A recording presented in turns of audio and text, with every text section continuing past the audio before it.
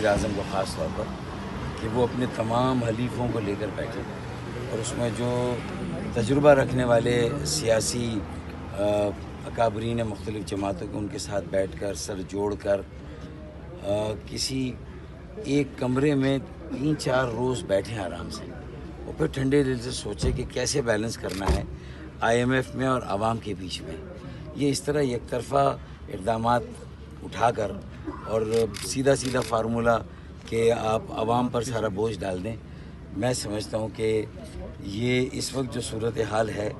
شاید اس کی سنگینی کا حکومت کو اندازہ نہیں ہے. حالانکہ ہم نے ووٹ دیا ہے، ہم نے سپورٹ کی ہے حکومت کی، لیکن مجھے محسوس ہو رہا ہے کہ وہ اس چیز کو خاطر میں لانے کے لیے تیار ہی نہیں ہے کہ مہنگائی اور بے روزگاری سے لوگ زندہ درگور ہو گئے ہیں اور ان کے پاس اب اس کے علاوہ کوئی اور راستہ نہیں ہے، یا تو وہ سڑکوں پر آ جائیں یا وہ خودکشی کریں، جو کہ ختم. Bye bye, tata, good bye, گیا.